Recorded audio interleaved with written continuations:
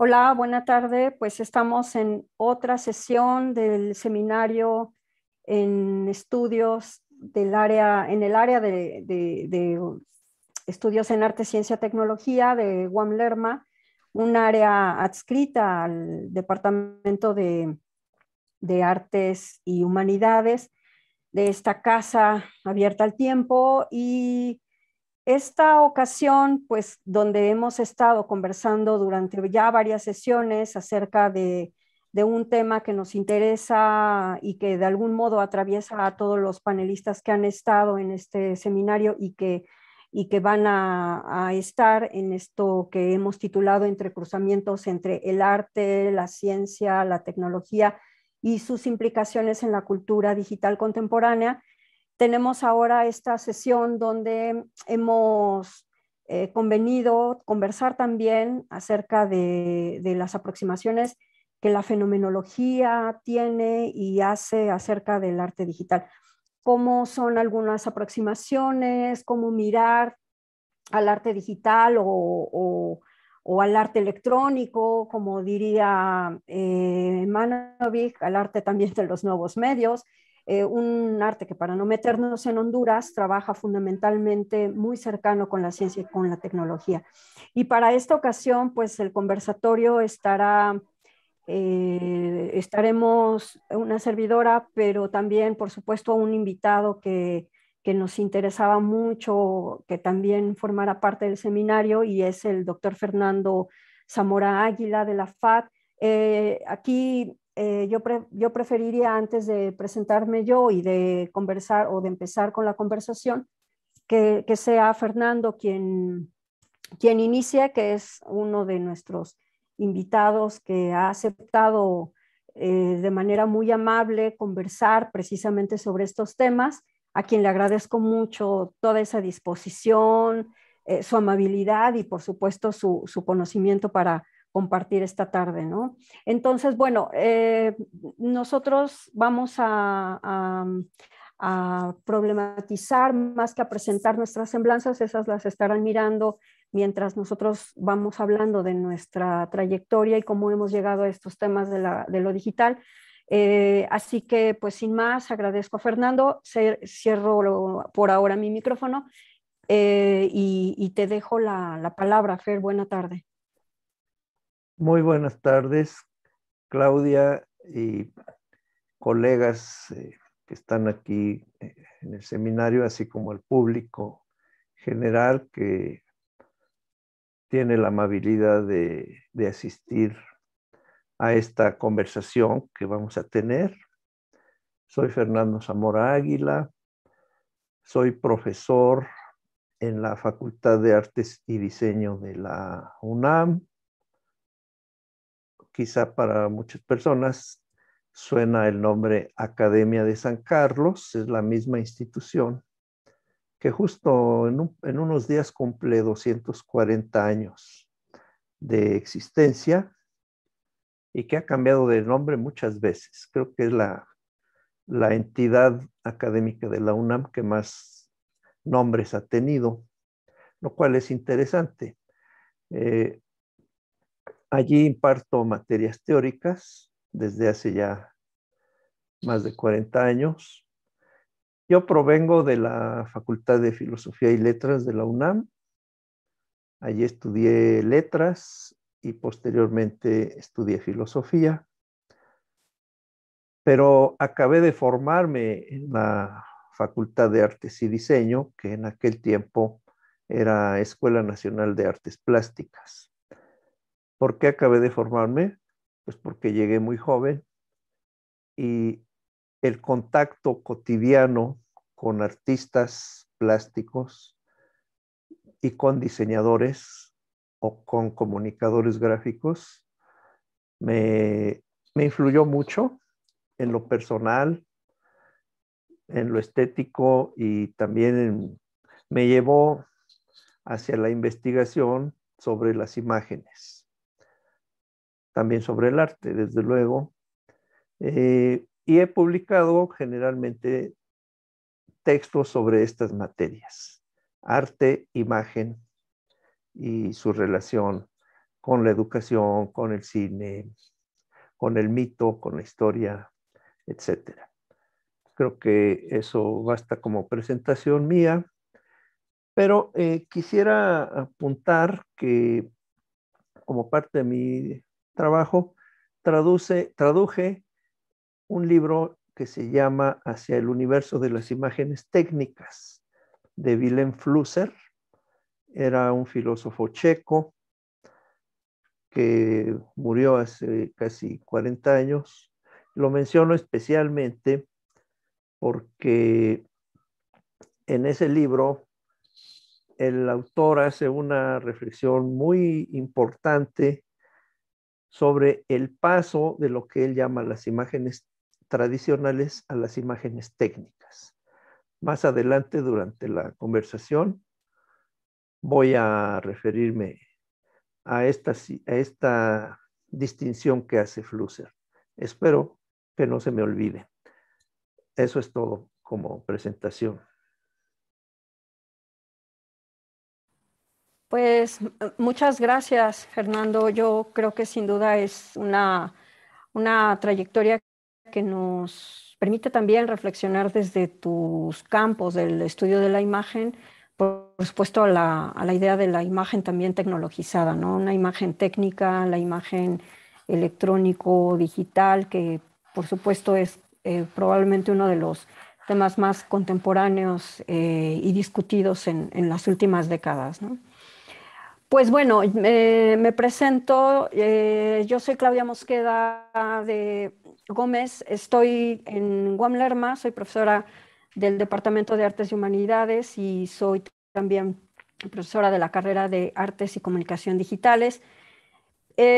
A mí me gustaría, más que hablar de mi trayectoria, que ustedes pueden leer en la presentación que está ahí en la pantalla, me gustaría más bien un poco decir cómo fue la trayectoria que fui problematizando y cómo llegué a este momento de la fenomenología. En algún momento cuando me concentré por mucho tiempo a leer demasiado sobre cyberpunk y la manera en cómo construían esta noción de la realidad virtual, la separación del cuerpo de la mente, me parecía interesante, pero al mismo tiempo dudaba mucho de eso que proponía la literatura, los despliegues tecnologizados de la realidad virtual, por ejemplo, lo que proponía Jaron Lanier. Y las ideas que incluso tomaban de Plotino respecto que a veces la mente necesita separarse del cuerpo, ¿no? Como si en algún momento tuviera la mente que desprenderse de ese cuerpo para ir hacia una construcción de un mundo intermedio. Me interesó más bien, en todo caso, la idea del mundo intermedio, un mundo donde se puede vivir y desde ahí, al mismo tiempo, yo ya estudiaba muchísimo a Deleuze, me acerqué a estas problematizaciones desde Deleuze y fue con este filósofo que empecé a resolver esto que para mí era una dicotomía que no podía yo sostener porque no me parecía que hubiera tal, ¿no? Por ejemplo, la idea de lo humano versus lo tecnológico, o la realidad de la virtualidad, o lo material y lo inmaterial. En realidad son ideas que quise empezar a resolver desde Deleuze y luego desde ahí también un texto que recuerdo que me atravesó mucho y fue detonante fue el texto de Philippe Quet, el texto de lo virtual, donde refiere, por ejemplo, a una noción de experiencia estética completamente diferente a cómo se viviría la experiencia estética, por ejemplo, en el arte moderno, ¿no? Desde ahí entonces empecé a formalizar la idea, dejaron de ser como solamente ideas al aire y empecé a darle mucho más forma. De ahí que, por ejemplo, en el capítulo 3 de el último libro que edité con Guam Lerma, Interpelaciones del arte, el diseño y la sociedad, dedique precisamente una buena parte a toda esta construcción de lo digital que ahora menciono, ¿no? Pero un camino que yo creo que no me di cuenta cómo en ese decurso estaba conduciéndome, no era, digamos, consciente de ello, sin embargo ya empezaba a bordear el tema, era la fenomenología. Y es que al haber pensado precisamente en una construcción completamente diferente de la experiencia estética, me condujo entonces a problematizar sobre esa experiencia estética con lo virtual, la interacción me interesaba mucho, eh, un poco renunciar a la idea de la interacción en el sentido sociológico y más bien vincularlo con la idea de la fenomenología, que como dije hace un momento, ya lo estaba haciendo, pero no era tan consciente de ello. De tal manera entonces que tenía ya una contigüidad con el pensamiento fenomenológico y al mismo tiempo, bueno, la hermenéutica que lo he trabajado desde mi etapa final en la formación de licenciatura, pues al mismo tiempo decidí empezar a relacionarlo. Y por eso es que el interés que tenemos ahora, tanto Fernando como yo, se concentra en una cuestión del arte digital mirado desde la fenomenología.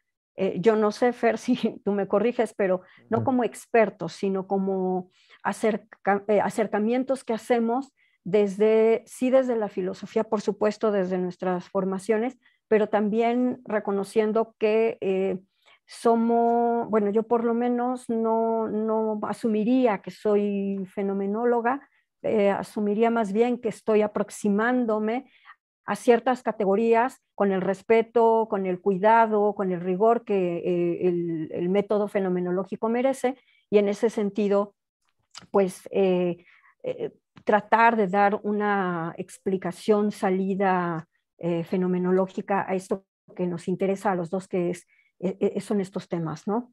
Y en ese sentido, me parece que una discusión con la que podríamos ir iniciando es plantear cuál es la vigencia de este proyecto fenomenológico, ¿no? Que Husserl se propuso hace más de un siglo. ¿Tú qué dirías, Fer, a propósito?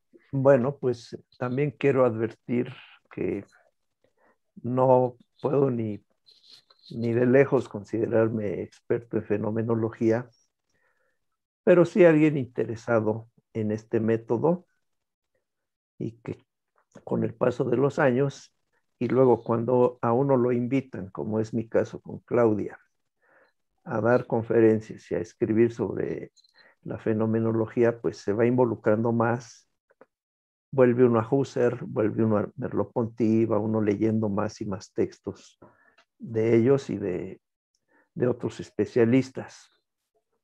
Pero bueno, no se tiene que ser experto. Además, ¿qué es ser experto, verdad? No se tiene que ser experto para hacer un uso serio, un uso riguroso, como dices, Claudia, de este método. Con respecto a esta primera cuestión que nos planteamos, creo que es importante ponerla sobre la mesa. ¿Cuál es la vigencia de la fenomenología como método? Si uno se informa, ve que surge hace poco más de un siglo, ya como tal, como método, a partir de Husserl, pero sabemos que no surge de la nada. Tiene muchos anclajes en el pensamiento occidental. Y a mí me gustaría referir dos muy rápido. Uno es René Descartes y otro es Immanuel Kant. Descartes porque su separación sistemática entre mente y cuerpo, una separación racionalista, va a dar pie a que Husserl toda su vida reflexione en esa separación que plantea Descartes, el fundador de la filosofía moderna occidental, se podría decir, Descartes, ¿no? Y uno de sus últimos textos es justamente las Meditaciones cartesianas. La fenomenología creo que nos ayuda a pensar y a tener la experiencia de cómo se pueden relacionar o no eso que se llama mente y esto que es el cuerpo, que nos es muy, muy tangible y muy directo.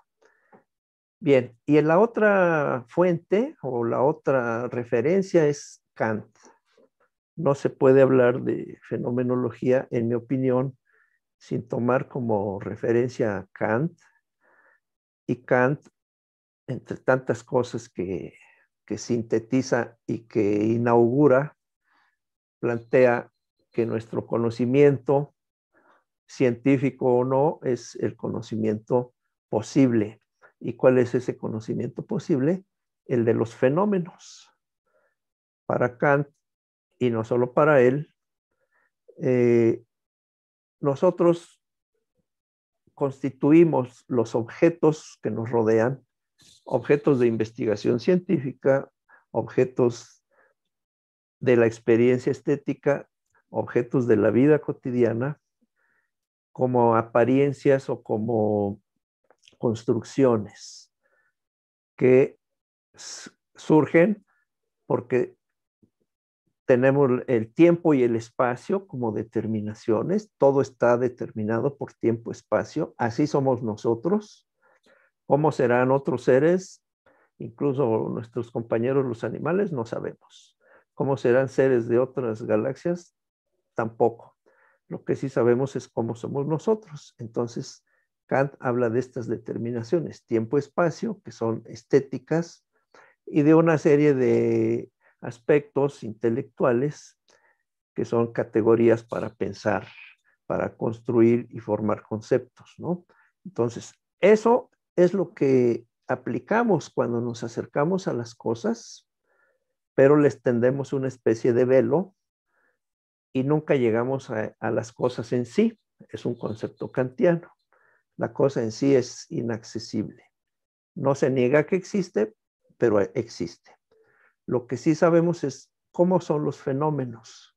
Pues bien, la fenomenología de Husserl tiene su nombre precisamente, o que funda Husserl, tiene su nombre justamente porque toma como eje el fenómeno. Es una reflexión, un sistema que gira alrededor de los fenómenos. ¿Y qué son los fenómenos? Pues todo lo que nos rodea y que estamos construyendo individual y colectivamente. Nuestro mundo es un gran fenómeno, o hay diversos mundos que construimos. Pues bien, los especialistas hablan de varias etapas en el pensamiento de Husserl, una descriptiva, una trascendental, que es cuando él propone, quizá hablemos al ratito de esto, una reconducción de nuestra atención hacia cómo nos acercamos a las cosas, es decir, cómo hacemos fenómenos, y una tercera que es más de tipo, yo le llamaría social, en donde se refiere a que el mundo es intersubjetivo, que nuestro cuerpo es un cuerpo viviente y que constituimos un mundo de lo vivo, de lo vital. Bueno, estos conceptos son muy vigentes hoy en día. Y bueno, Husserl construye esta gran catedral a la que han entrado muchos o a la que entramos muchos, cuando no hay nada ni por asomo de arte, lo que llamamos arte digital. Su mundo era analógico, podemos decir.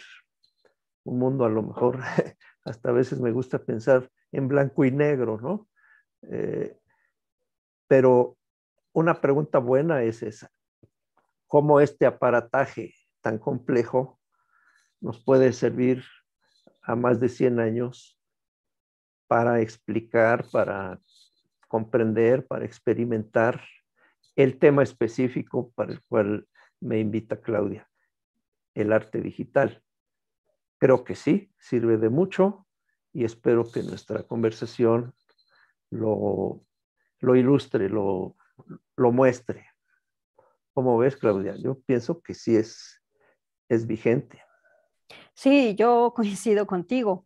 Me parece que a 100 años de este texto, Ideas relativas a una fenomenología pura y una filosofía fenomenológica de Husserl, me parece que seguimos hablando de este texto como con una vigencia potentísima, ¿no? Has dicho algo muy importante que tiene que ver con este famoso dictum de Husserl sobre volver a las cosas mismas. Y a mí me interesa concentrar mucho de esta vigencia, de este método fenomenológico precisamente aquí, porque creo que este dictum nos muestra precisamente un dinamismo en la subjetividad de la experiencia humana. Creo que aquí se comprendería en mucho cómo Husserl nos invita a retornar a las esencias, nos invita a volver al mundo perceptivo como un especial interés en donde las esencias no habían sido partícipes en la filosofía, ¿no? Que él por lo menos pondrá en la discusión. Y en este sentido me gustaría evocar el pensamiento de Ricardo Sánchez Ortiz de Urbina, un filósofo que ya me parece que es muy consagrado en la cuestión del arte y que recurre precisamente a Husserl para decir que a él es incluso a quien le escuché directamente en una conferencia, decir que Husserl realmente se aproximó muy poco al fenómeno artístico y que en realidad dejó más bien algunas aproximaciones. A partir de esto me gustaría poner una imagen, bueno, un texto muy concreto que tiene que ver precisamente con esto, ¿no? A lo que quiero ir. Y que es cómo Husserl, que claro, no se aproxima al fenómeno, se aproxima de maneras mínimas al fenómeno artístico, pero para indicarnos en esa brevedad que el arte en realidad no aparece como un objeto, sino más bien estamos hablando de un aparecer del objeto, ¿no? Es decir, el arte no es un objeto, sino más bien lo que hay es un aparecer. Y lo que tenemos en realidad es la apariencia de un objeto, que es en realidad lo que de algún modo está constituyendo pues, la estructura intencional del objeto artístico. Digamos que no me concentro en la vigencia del proyecto fenomenológico como tú ya bien lo has hecho. Decirlo sería pues redundar en eso. Más bien yo extendería la vigencia del proyecto fenomenológico precisamente a esta manera en la que Husserl, de algún modo, con estas aproximaciones que hace al arte, sienta de algún modo un germen, deja elementos para que sean otros quienes vayan problematizando. Y me parece que aquí tendríamos dos vertientes que a juicio de Álvarez Falcón tendríamos dos miradas, ¿no? Por un lado, el enfoque de esta mirada más hacia la intencionalidad, ¿no? Con estos fenomenólogos, Geiger, Becker, Ingarden, Dufresne, ¿no? Fink, y por otro lado, el nuevo desarrollo de la fenomenología que está marcado o trazado por Michel Henry, por Marc Rissy, por Garel, en fin. Creo que estas vertientes estéticas nos permiten ir encaminando hacia dónde queremos mirar. Y en particular, digamos, en la problematización que yo he ido trabajando en las cuestiones del arte digital, me parece que el proyecto fenomenológico de Dufresne y de Marc Rissy me parecen absolutamente pertinentes de acuerdo a estas, digamos, contribuciones que hace Husserl, que él no concluye, pero que sí sienta elementos importantísimos para iniciar la reflexión de, pues eso, de una contribución, de algo que se va a volver a la larga una contribución importantísima y que has dicho también algo muy importante porque es en realidad una cuestión que claro, la cuestión fenomenológica no llegará hasta el arte digital, pero que estos empeños de estas aproximaciones justo lo que harán es encaminarnos hacia allá. Y en este sentido, quizá parte de la deriva de esta plática pueda ir hacia reflexionar qué pasa entonces con esta fenomenología en el arte digital, cómo podríamos acercar mutuamente tanto a la fenomenología pues como al arte digital. ¿Qué dirías de esto, Fernando? Bueno, pues antes de ir a esto, quiero referir rápidamente el dictum husserliano. Hay que ir a las cosas mismas. Si él lo dice es porque se había perdido esa relación con las cosas mismas, pero aquí hay que, lo digo para nuestro público, tener cuidado de no entender esta frase como en un sentido objetivista, positivista, ¿sí? No se trata de ir a la cosa de manera, pues no quiero usar malos términos, de despojar a la cosa de todo lo que nosotros construimos. El ir a las cosas mismas de Husserl es ir a la experiencia con las cosas. Por eso le llama fenomenología a su método. De lo que vamos a hablar es de qué intencionalidad hay en nuestra relación con las cosas. Y es lo que él llama la reconducción de la atención. Nos vamos a olvidar o no nos vamos a concentrar en el objeto o la cosa inerte, sino en cómo nosotros nos acercamos a la cosa. Como decía alguno de tantos autores, Robert Echt, sobre Husserl, yo leo y me concentro en mi lectura, me pierdo en ella, pero ¿qué tal si me veo leyendo? Me observo a mí mismo en el acto de leer. Y así con el mundo, ¿no? Husserl nos invita a hacer eso. Yo veo los árboles, veo a las personas, convivo con la gente, el cielo, la tierra, etcétera. Ahora me voy a fijar en mi manera de aproximarme y de tener la experiencia con los árboles, con la gente. Y esa es la cosa de que él nos habla. Es una cosa fenomenológica. Él le da un nombre técnico, es el noema, pero aquí ahorita no es necesario entrar a esa terminología. Y la esencia de que habla es también fenomenológica. No pensemos, también lo digo para nuestro público general, en una esencia metafísica, eterna, platónica. No, Husserl, hasta donde entiendo, leyéndolo a él y leyendo a los fenomenólogos, no quiere caer en la metafísica, postular esencias absolutas, hegelianas, platónicas, etc. Bueno, sin embargo, ahí están gravitando esos autores y voy a referirme a Plotino, a quien mencionó Claudia hace un momento, que era un gran autor, pues teólogo, filósofo, todavía no cristiano, pero daba paso al cristianismo. Dicen que él se negó a que le hicieran un retrato, porque los retratos solo reflejan lo efímero, ¿no?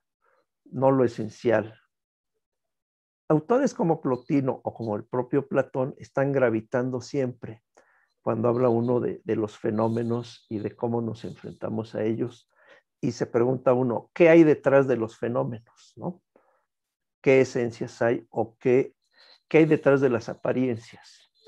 Bien, pues estas preguntas creo que son pertinentes, ¿no? Cuando tomamos la pregunta como la que hace Claudia, ¿qué le puede aportar la fenomenología al estudio del arte digital. Pero también podemos preguntar, ¿qué le aporta el arte digital a la fenomenología? Y yo creo que se enriquecen mutuamente. También quiero considerar que, y eso lo agradezco y lo debo mucho a mi lugar de trabajo, que es la Facultad de Artes y Diseño, pues desde hace más de 40 años veo trabajar a los artistas en su taller, a los diseñadores, en gráfica, en pintura, en modelado con barro, en tallado en madera, etcétera, etcétera. Y he observado, como todos, cómo al paso de las décadas empezó a llegar la tecnologización de las imágenes. En los años 80, creo que no había nada o casi nada de esto. Claro, había cámaras fotográficas, pero pronto empezaron a llegar las primeras computadoras. Al principio no sabíamos ni cómo se encendían y hubo diferentes reacciones, desde el rechazo absoluto hasta la aceptación entusiasta. Han pasado muchas cosas y un caso que quiero mencionar, aquí está presente Fernando Monreal, contemporáneo de todo esto que digo, lo anoté para no olvidar, el taller de gráfica digital del Centro Multimedia, del Centro Nacional de las Artes. En un libro donde participó Fernando Monreal, se relata cómo llegó diversos equipos tecnológicos y Humberto Jardón, Mónica Mayer y otras personas que ahora no recuerdo, Andrea Di Castro, empezaron a experimentar. Invitaron artistas, Gunter Gerso, Aceves Navarro, Felgueres, etcétera, y nos relatan las reacciones tan diferentes que hubo, desde los que se negaron rotundamente, que decían que eso no era arte, usar una máquina y procesar allí las imágenes, hasta los que ya se habían adelantado un poco, como Manuel Felgueres, ya creo que ya había hecho su máquina estética, y otros que llegaron a experimentar y a jugar con la máquina. Dan el nombre de una máquina Canon japonesa, una gran fotocopiadora, y así nos describen cómo esa digitalización de la imagen, vamos a llamarla analógica para contrastar, generó obras interesantes, obras a veces inesperadas por los mismos autores. Y entonces, ¿a qué va todo este relato que hago? Creo que al paso de los años ya las aguas toman su nivel y se aceptan las nuevas, una vez más, las nuevas tecnologías, porque siempre se va a hablar de nuevas tecnologías, y se integran. ¿A qué? En primer lugar, a la práctica del arte. En el diseño creo que es más fácil, es otra problemática, pero aquí hablamos del arte. Acaban por integrarse, aunque no todos los artistas recurran a estas tecnologías, pero ya lo ven con más naturalidad, sin temor, sin aversión, y ya hay artistas que trabajan la mayoría de su obra en soportes digitales, ¿no? Entonces, esto sucede y sí es importante, como dice Husserl, ir a las cosas mismas, en este caso al arte mismo, ¿no? Yo lo veo así, Claudia.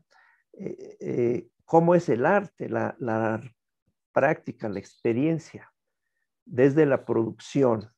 Otro tema es la recepción del arte, que espero que sí lo toquemos. Ahora, concretamente, para cerrar esta parte, creo que en primer lugar estas modalidades del arte enriquecen a la reflexión fenomenológica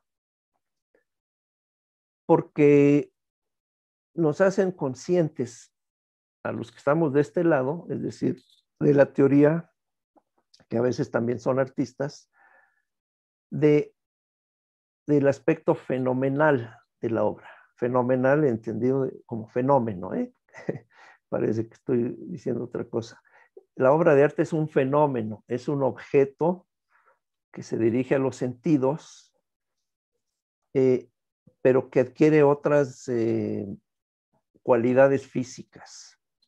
Una pintura, bueno, es para verse y desde luego para tocar sus texturas, apreciar color y demás. Una escultura es para que se escuche, que suene, sentir su masividad, etcétera.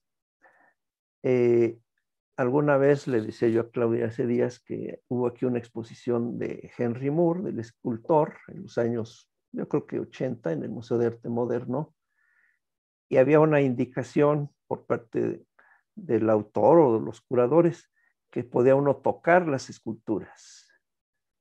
Entonces yo me enteré y yo sí tocaba todas las esculturas. Me sentía raro tocándolas porque uno está acostumbrado en el museo a poner las manos atrás y ver respetuosamente.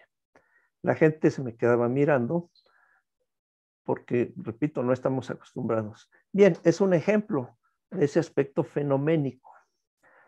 Y en la historia del arte ha habido muchos momentos en que se ha querido superar o abandonar o relativizar el aspecto fenoménico de la obra para ir a esencias, a otras dimensiones, incluso platónicas, y así lo hicieron los simbolistas en el siglo XIX, y yo creo que muchos de los artistas conceptuales del siglo XX también, algunos incluso eran budistas. Entonces, el arte digital contribuye a esta línea de la desmaterialización de la obra. Pero no por ello deja de existir la obra, Claudia. Yo así lo veo. O es otra materialidad más evanescente, ¿verdad? Porque pues yo puedo ver obras únicamente en mi teléfono celular o en la red, apago la máquina y ya no hay obra, pero es una materialidad, una fenomenalidad distinta. Pues eso yo creo que enriquece a la reflexión fenomenológica, porque a mí al menos me confirma que el mundo y las cosas mismas con las que tenemos contacto son construcciones nuestras. No sé cómo lo veas, Claudia, pero sí hay ese enriquecimiento. Y del otro lado, pues la fenomenología hasta el día de hoy es muy buscada por estudiantes de posgrado, por teóricos que quieren explicar, comprender el fenómeno artístico, por categorías que espero vayamos explicando un poco más adelante. Sí, yo coincido que el decurso del arte ha permitido, por supuesto, acercarnos de una manera diferente con la tecnología, un acercamiento que ha existido, pero que ahora es diferente. Y cuando mencionas esta parte de la inmaterialidad, muy, muy difícil no traer a la mente a Paul Valéry, ¿no? Con su ubicuidad, porque en realidad creo que yo no sé si se lo propuso como un vaticinio, pero la verdad es que la conquista de la ubicuidad sorprende muchísimo, ¿no? Y creo que ahí hay un encuentro de la tecnología con el arte, hay toda una reflexión interesantísima donde el propio Valery reconoce que claro, que está por un lado la idea de la obra de arte con toda esa materialidad, pero al mismo tiempo dice, ¿no? Si lo evoco directamente, dice, ni la materia, ni el espacio, ni el tiempo son desde hace años lo que habían venido siendo desde siempre, ¿no? Cabe esperar que tamañas novedades transformen toda la técnica de las artes, incidiendo con ello en la invención misma, pudiendo quizá llegar a modificar prodigiosamente la idea misma del arte. Me parece un fragmento potentísimo, porque precisamente un texto de 1928 que nos aproxima precisamente a nuevos apareceres de la obra de arte, de una obra que en realidad va a tener un vínculo profundamente íntimo con la tecnología, que se va a relacionar de una manera, yo sí me atrevería a decir, probablemente inédita, como nunca lo hizo. Siempre ha tenido una relación, ¿no? Tanto con la ciencia, con la tecnología, pero creo que esta relación cabe preguntar más bien sobre cómo es esta relación y cómo en esa nueva relacionalidad aparecerían nuevas maneras para decirlo fenomenológicamente, de hacer apareceres nuevos en el arte, ¿no? Pero creo que estos apareceres también conllevan, como tú también habías mencionado, una reflexión, por un lado, de los artistas, pero también por otro lado también de los teóricos. Y en ese sentido, también me gustaría mostrarles esta imagen de unos textos que a mí me parece que son fundamentales en la cuestión fenomenológica, por supuesto, contemporánea, ¿no? Este texto que es A las imágenes mismas, donde fenomenólogos, ¿no? Aquí sí puedo decir fenomenólogos porque todos ellos tienen esta tradición de haber reflexionado mucho desde la escuela fenomenológica, por supuesto husserliana, pero que se vuelcan a estudiar a los nuevos medios, ¿no? Y problematizan al arte digital, problematizan a los avatares en las redes sociales, generan preguntas, ¿no? Por ejemplo, ¿cuál es la relación entre la percepción y la imaginación? ¿Cómo puede modificar las redes sociales la imagen de nuestro cuerpo, ¿no? Por supuesto, el cuerpo como una categoría fenomenológica, preguntarse, por ejemplo, sobre el estatuto de la imagen en la estética fenomenológica y en la estética.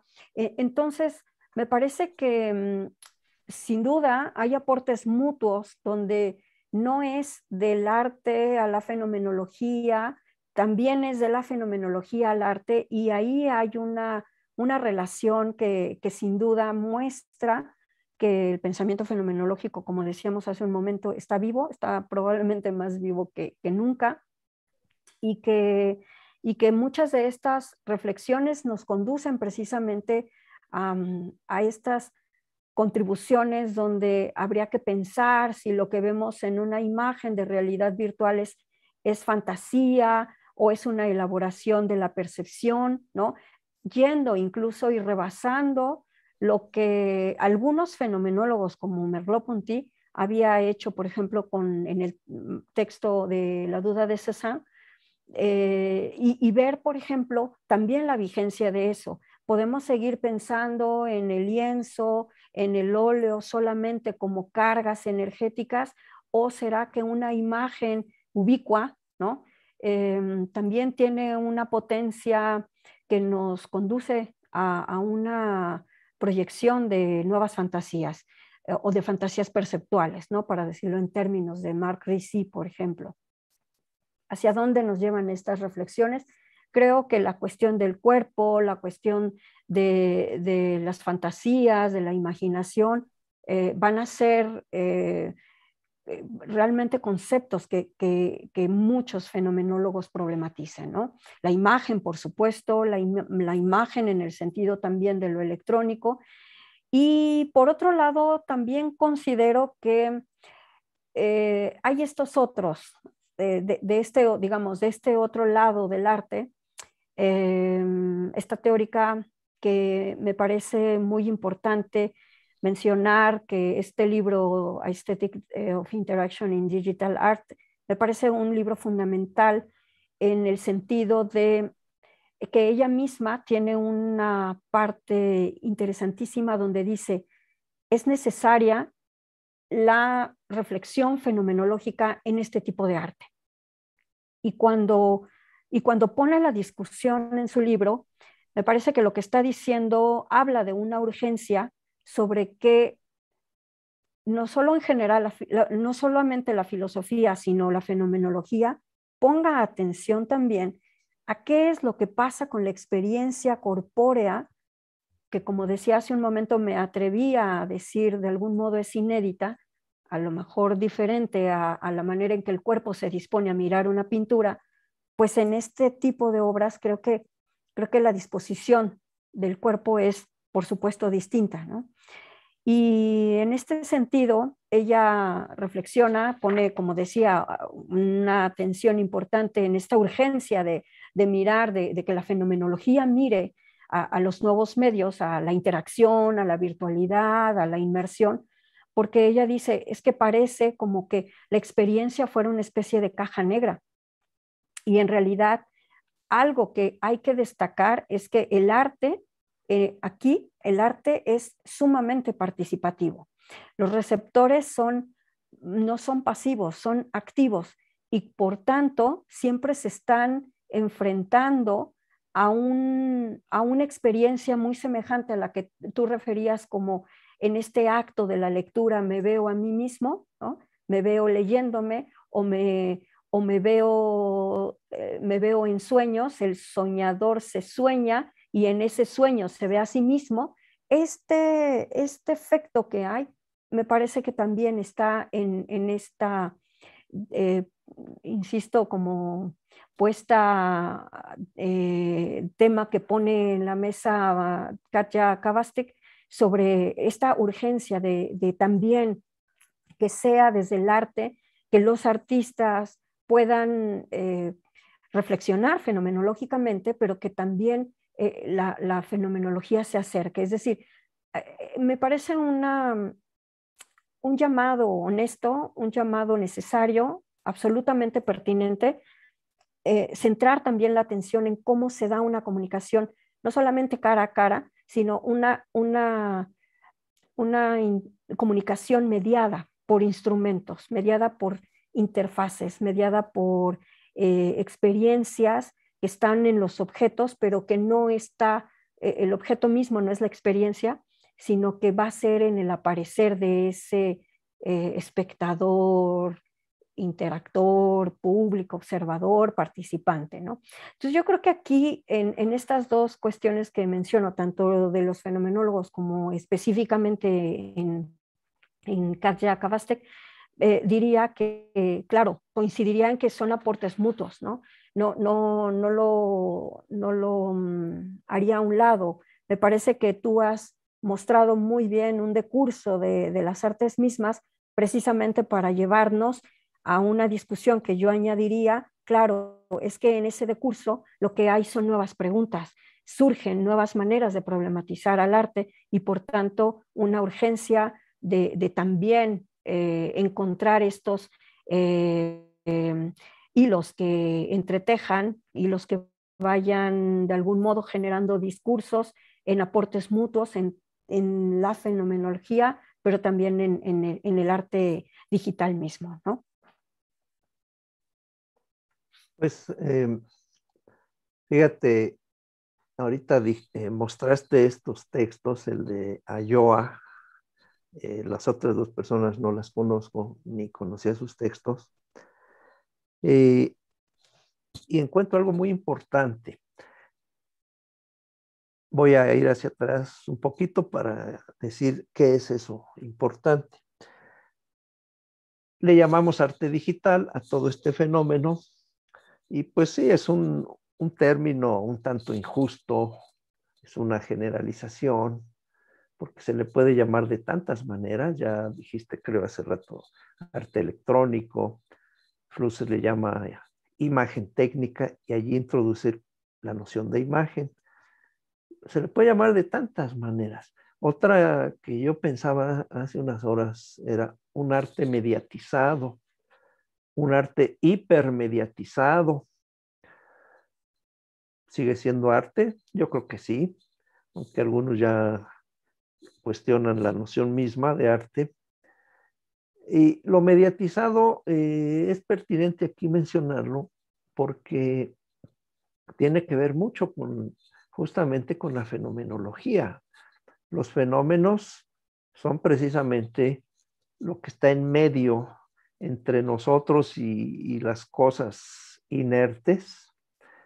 El mundo que constituimos entre todos es un gran medio dentro del cual nos desenvolvemos y a su vez nuestro aparato perceptual, intelectual, nuestra conciencia, nuestra memoria, es una mediación, un filtro entre las cosas y nosotros, ¿no? ¿Qué pasó con el arte entonces? A partir de esta referencia que haces a Paul Valéry, pues él dice, y no sé si sea en el mismo texto que nos leíste, que llegará el momento, es conocido por todos ese texto, que Walter Benjamin hizo muy famoso, llegará el momento en que las imágenes lleguen a nuestra casa como el agua al girar un grifo, ¿no? O el gas o la corriente eléctrica. Que de hecho es un epígrafe con el que empieza el texto, ¿no? De la Así es, reproducibilidad técnica. el de Benjamin. Pues Paul Valéry estaba escribiendo sobre arte, pinturas, pero pues era Paul Valéry, un hombre, un espíritu exquisito, que lo mismo escribía sobre Cézanne, Corot y poesía y Goethe, pero que miraba hacia adelante. Entonces, con toda esa sensibilidad, prevé lo que va a pasar. Y Walter Benjamin, a su vez, se encadena a esa reflexión y produce su famoso ensayo. ¿A qué voy? A que se da un fenómeno con el arte que va transitando hacia volverse imagen, cosa que muchos artistas deploran, me lo han dicho, detestan que se vean sus pinturas como imágenes. Me dicen, no, no es una imagen, es pintura. No es una imagen de un personaje o de un caballo, es una pieza en bronce. Vela como escultura, vela como un objeto, una pieza tridimensional con sus cualidades volumétricas, su espacialidad, etcétera, etcétera. Bueno, pero está allí el problema, ¿no? El problema en la realidad y el problema teórico. ¿Qué derecho tenemos a considerar imagen a una pintura, un grabado, y no verlos como grabado, con todas sus cualidades de gráfica, y que uno al ver cómo trabajan en los talleres se da cuenta de todo eso?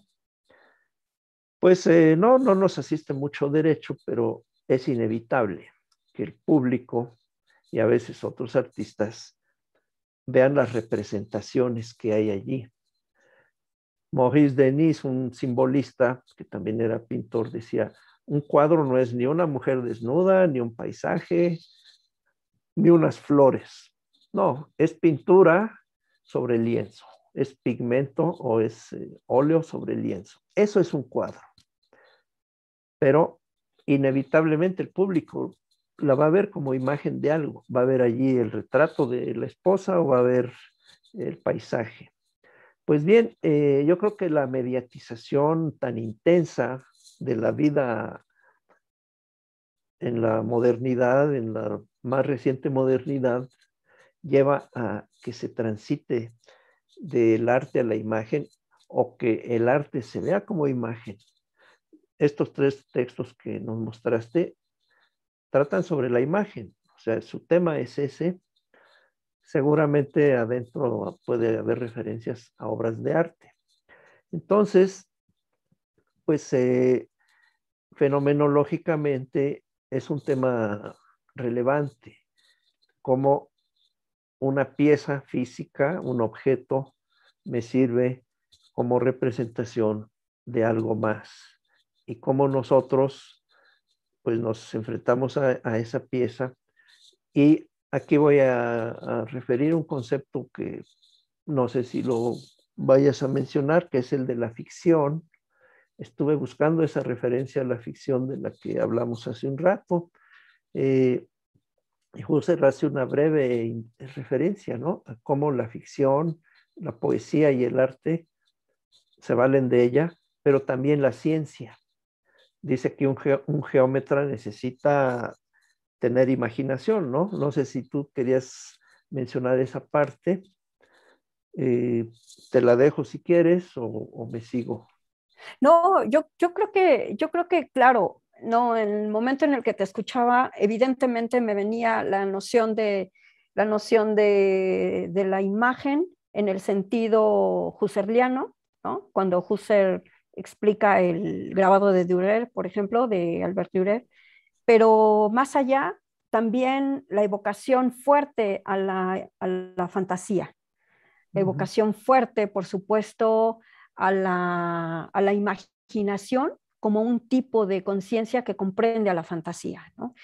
Y evidentemente, como comprende a la fantasía y como es un tipo de conciencia que se da como imagen, por supuesto que la fantasía perceptiva será una elaboración mucho mayor. Pero antes de seguir, a mí me gustaría, por supuesto, que si tú tienes algo en esta referencia a la imagen y a la fantasía, por supuesto. Pues sí, es muy breve. Husserl dice que un científico requiere tener imaginación. Y dice textualmente, un geómetra, por ejemplo, es un matemático, textual, opera más en la fantasía que en la percepción con figuras o modelos.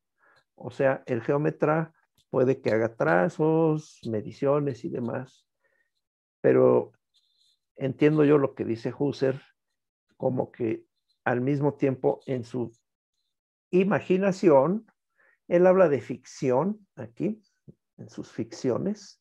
¿Por qué? Pues porque está creando figuras en su imaginario. Él está generando muchas imágenes que no alcanza a plasmar físicamente en los trazos. Ahora, era un geómetra de 1910 y tantos o 20 y tantos que no tenía computadoras, ¿no? A lo mejor un pizarrón, pero sí una imaginación muy potente. Eh, y dice que esa fantasía le da más libertad que sus propios trazos al geómetra. Bueno, sin duda es así. ¿Qué no será con un astrónomo lo mismo, con un investigador de partículas subatómicas, con un biólogo, etcétera? ¿Cuántas cosas, en cuántas cosas no se adelanta su imaginación a lo que efectivamente puede modelar, trazar, describir físicamente? Eh, y dice, esa imaginación, abro comillas, puede dar las formas que quiera a sus figuras fingidas. Por fingidas se entiende aquí como imaginadas. A lo mejor figuras imposibles de trazar o muy difíciles, que llevarían horas trazar, y puede engendrar un sinnúmero de figuras nuevas. Cierro la cita. Y luego dice que los propios filósofos fenomenológicos o fenomenólogos también requieren mucha imaginación, sin duda alguna. Pero cierra, y esto nos sirve de mucho en esta conversación, diciendo que en el arte y en especial en la poesía, la imaginación, perdón, que el arte y en especial la poesía son de gran provecho para la investigación fenomenológica. ¿Por qué? No explica más, o yo no anoté más en mi cita, pues porque justamente se hace poesía, se produce arte por imaginación también, por sensibilidad, por tener un cuerpo vivo con todas las antenas y todos los sensores puestos. De eso tenemos que hablar más adelante, del cuerpo, la Claro. corporalidad. Entonces, aquí entra de nuevo la noción de imagen, ¿no? Y esto no va en ningún sentido polémico contra los artistas que quieren que uno vea sus pinturas como pinturas, sus grabados como gráfica y sus esculturas como escultura, no como imágenes de otra cosa. No, no es polémico contra ellos. Más bien es reconocer la importancia de la imaginación.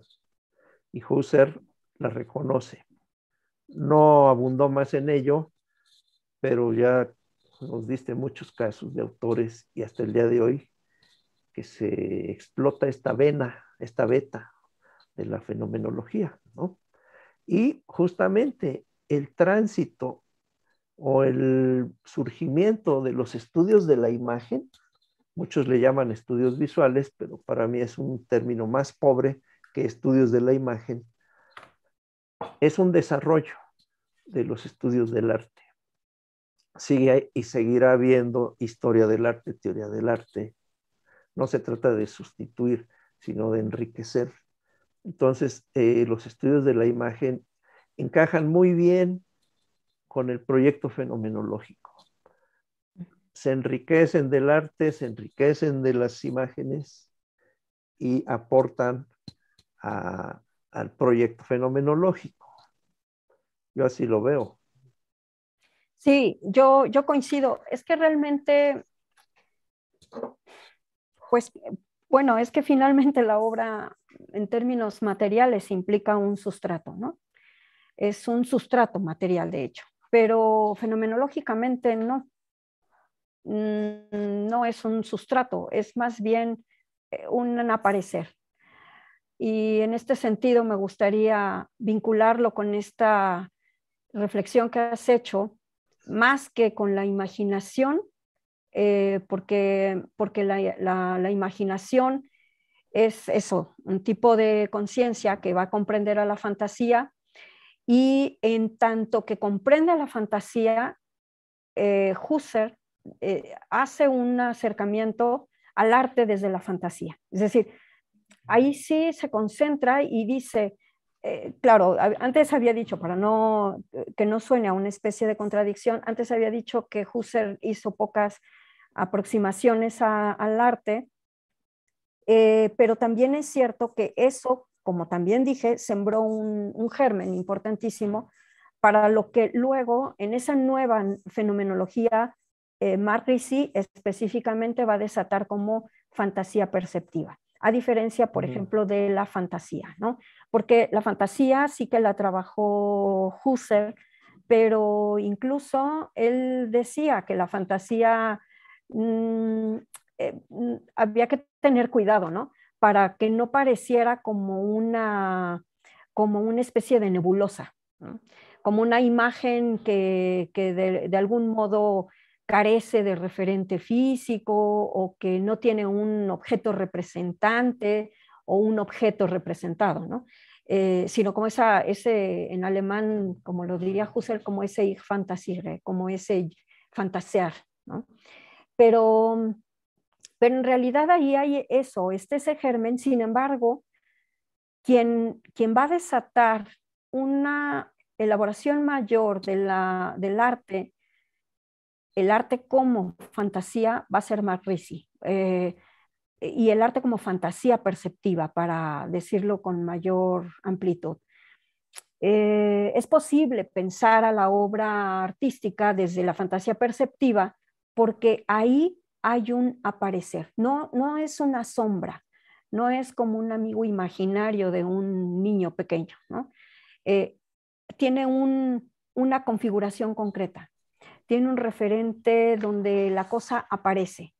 Y en ese sentido, la fantasía perceptiva es donde se va resolviendo de algún modo en la cuestión fenomenológica, el fenómeno artístico y desde mi punto de vista, no solamente el fenómeno artístico, sino también aquellas mutas mutandis, aquellas cuestiones que tienen que ver también con el arte de los nuevos medios, ¿no? Para, como ya habíamos dicho, no castigarlo solo a lo digital. Y en ese sentido, esta fantasía perceptual es la que va más allá del estrato material, va más allá del sustrato, porque en realidad lo que está haciendo es que esta fantasía perceptual no puede ser reductible a una materialidad, no puede concentrarse solo en la idea de un referente objetivo. En realidad se acerca más bien a esto que es una desobjetivación. Es decir, en palabras sencillas, a lo mejor sería como lo que capta, lo que captamos por la imaginación. Lo que se produce como una imagen desde la fantasía y que tiene un referente material, sí, pero que no nos concentramos en ese referente material, sino que vamos más allá de ese referente material. Esa desobjetivación de la que trata de algún modo el objeto artístico implica que en realidad es una experiencia de desobjetivar al objeto porque no está concentrado en el referente material, sino en esa carga más bien energética, en esa experiencia que el cuerpo elabora, que desata la imaginación, una experiencia que en realidad se aproxima, me gustaría decirlo como que ese aparecer refiere precisamente a un acto de hacer aparecer algo que yo veo que no está en lo material, sino que logro sustraer sensiblemente. No es el color, sino es el dato sensible del color.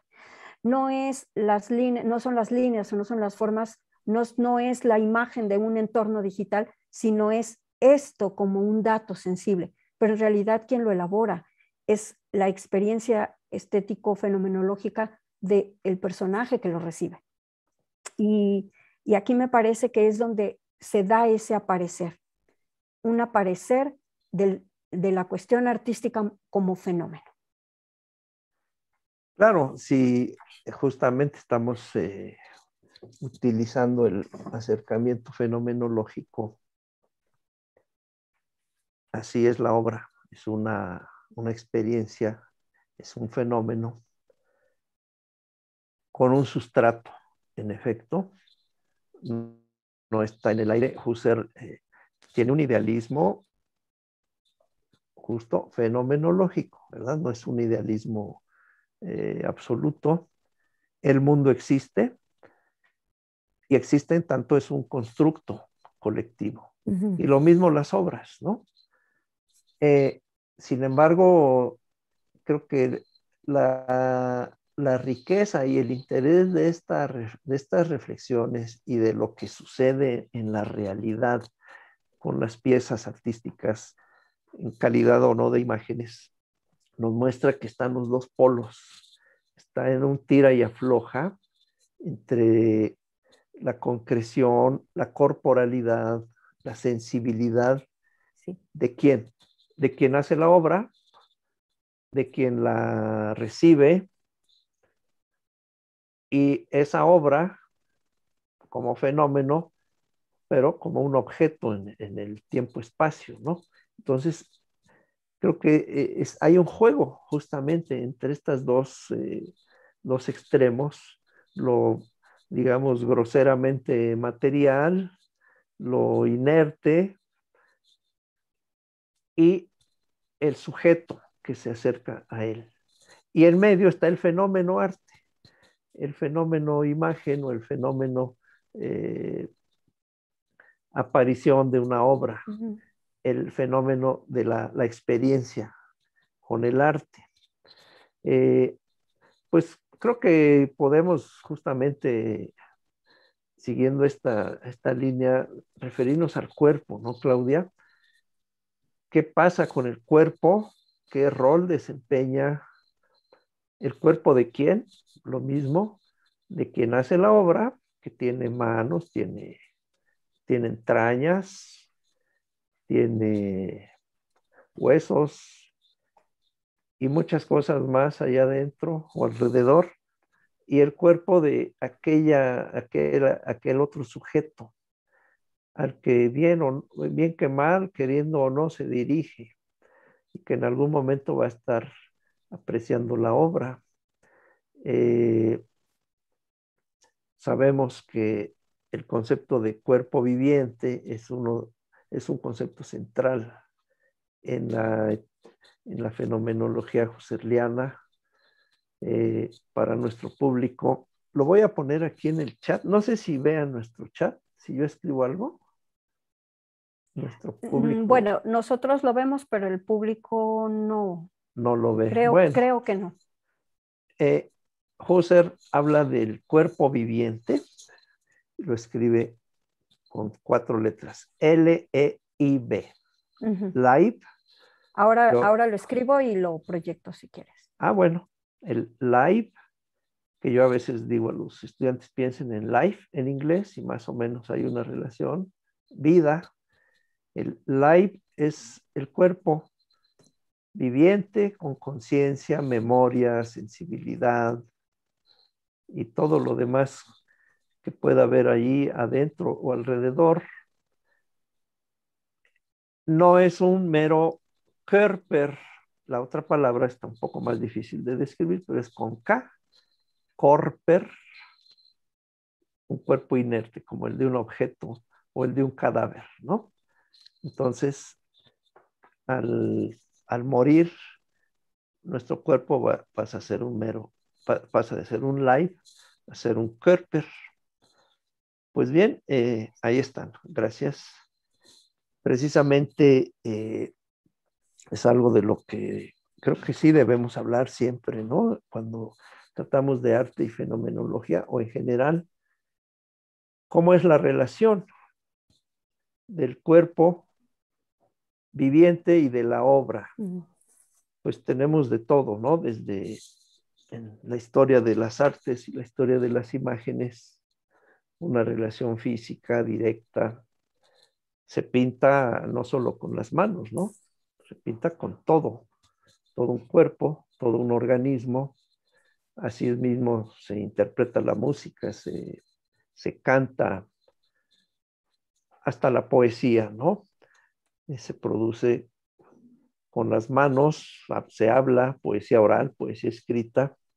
Y entonces, una reflexión, yo no tengo respuestas definitivas a esto, pero una reflexión importante que debemos hacer, creo, es qué modificaciones sufre, qué cambios cualitativos se dan en la relación entre el cuerpo y la obra a la llegada de las artes digitales, a la llegada de las artes mediatizadas. Y pues creo que sí, se dan algunas.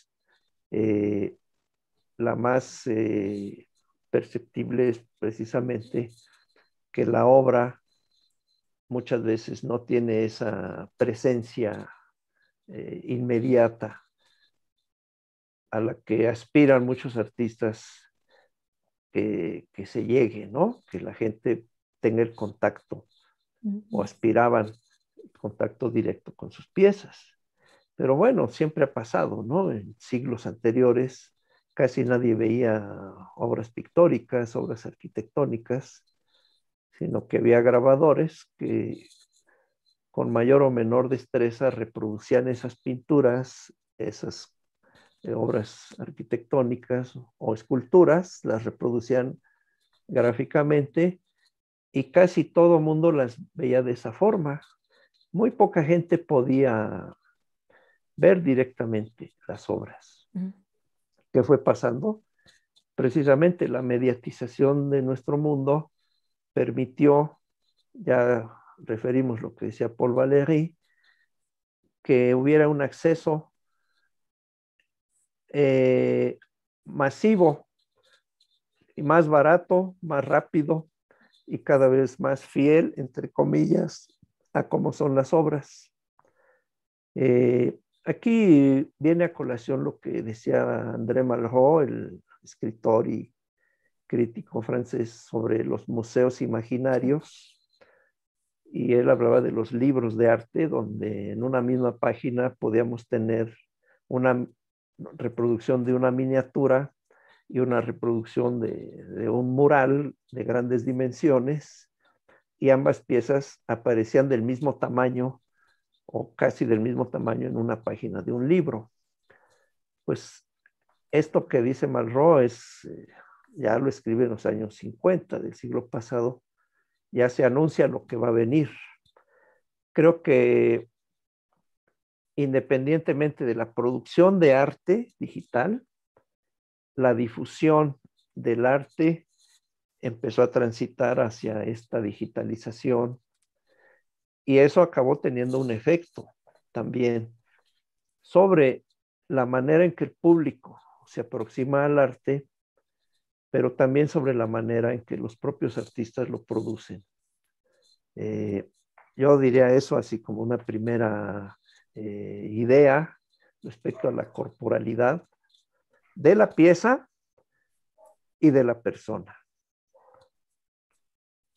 Pues a mí me parece que el cuerpo es fundamental, ¿no? Pero el cuerpo como live y como curva, ¿no? El cuerpo live live es el cuerpo vivido, un cuerpo sintiente, un cuerpo que en todo momento parece que aquí hay que aclarar que no está separado de la idea del cuerpo como cuerpo objetivo, sino que en realidad sí forman una unidad, ¿no? Forman una síntesis corpórea, que de algún modo Husserl se aproxima precisamente a esta reflexión del cuerpo en un texto que se llama Constitución del cuerpo como portador de sensaciones localizadas, y ahí dice Husserl que el cuerpo es básicamente la unidad de la experiencia, es donde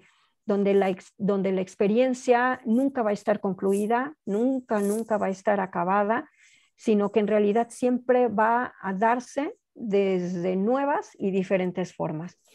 Y yo creo que el cuerpo me parece que es una presencia que está de muchas maneras en toda la historicidad del arte, pero que insistiría en una manera en la que se comporta de modo distinto con las artes interactivas, ¿no? Por ejemplo, con lo virtual o con la inmersión.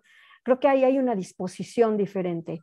Y yo no desligaría la idea del cuerpo como digámosle, experiencia, por un lado, porque finalmente si en el cuerpo es donde habría de darse la experiencia, en el cuerpo habría de darse la espacialidad, en el cuerpo sintiente, en este libro, me parece que hay elementos bien interesantes. A mí me gustaría evocar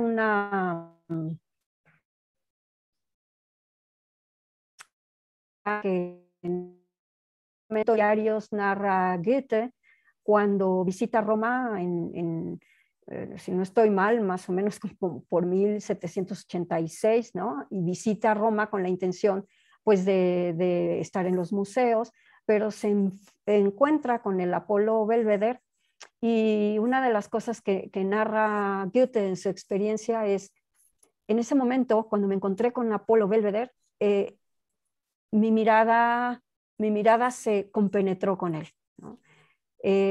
Como si el tiempo y el espacio se hubieran desvanecido, como si todo eso se hubiese perdido, como si se hubiese desubicado del tiempo y del espacio y solamente estábamos él y yo. Cuando Goethe narra esto, a mí bueno, claro, luego lo leo, me pareció importantísimo. Ahí hay una disposición del cuerpo, ¿no? Aquí, claro, estoy refiriéndome a la disposición del que recibe.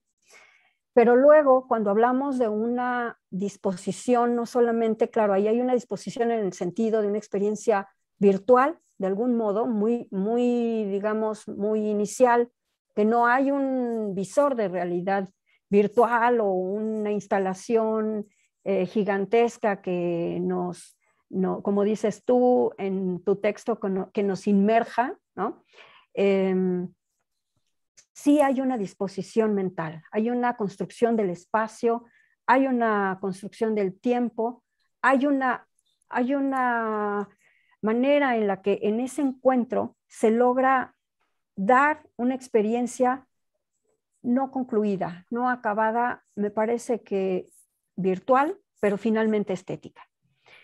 Y luego, otra experiencia que me parece muy interesante es cuando empiezan a surgir estos estereoscopios, Ujú. ¿no? En el siglo XIX, ¿no? XIX, que se dan ya como con cierta popularidad.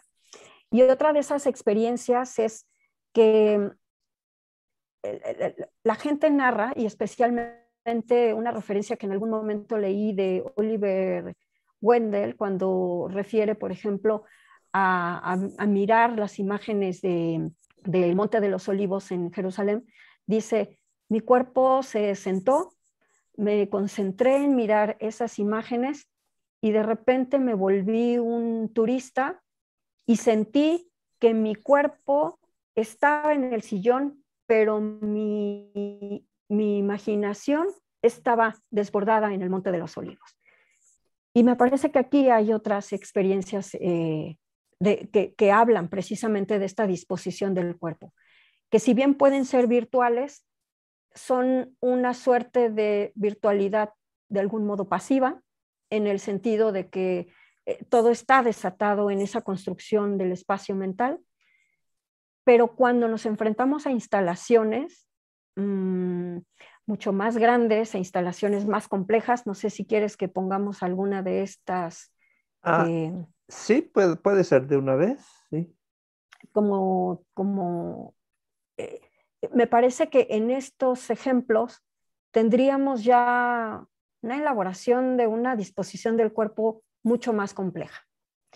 Eh, Creo que en este tipo de trabajos lo que hay es un cuerpo que no solo es el lead, no solamente es cuerpo vivido, sino también es un cuerpo objetivo, un cuerpo que no termina nunca de elaborar las experiencias, un cuerpo que está abierto al mismo tiempo y que en realidad está al mismo tiempo construyendo el espacio, construyendo el tiempo, está volviendo significativas lo que está habiendo ahí, y si no tiene experiencias significativas que le ayuden a entender aquella probablemente a significación de esa abstracción como la que vemos aquí en esta obra de Salat, que a lo mejor tú explicas mucho mejor que yo, tiene que ver precisamente con esta disposición de un cuerpo mucho más dinámico, con un cuerpo que se despliega de manera diferente y que por tanto no es una experiencia virtual que se da como de manera pasiva, sino más bien mucho más eh, compleja. Es que en el cuerpo todo concurre, es que ahí se da la espacialidad, ahí se da también la noción del tiempo, ahí finalmente siguen apareciendo estas fantasías perceptivas que habremos de elaborar, ¿no? Esta cuestión de lo inédito que me refería al inicio y que evidentemente aquí no creo que le podamos llamar espectador, pues un espectador que solo está a la expectativa, ¿no? Como del espectador del teatro que está esperando que se abran las cortinas de la pared que Del separa al telón. público, exacto, sino que en realidad aquí no hay eso, aquí lo que hay es un involucramiento muy activo, ¿no? Bueno, sí, pues esta pieza que agradezco a un colega que se llama Pedro Alayón de la FAD. Él me dio el dato de esta pieza. Me gustó por varias razones. Una de ellas es porque tiene mucho en común con la que sigue y que veremos después.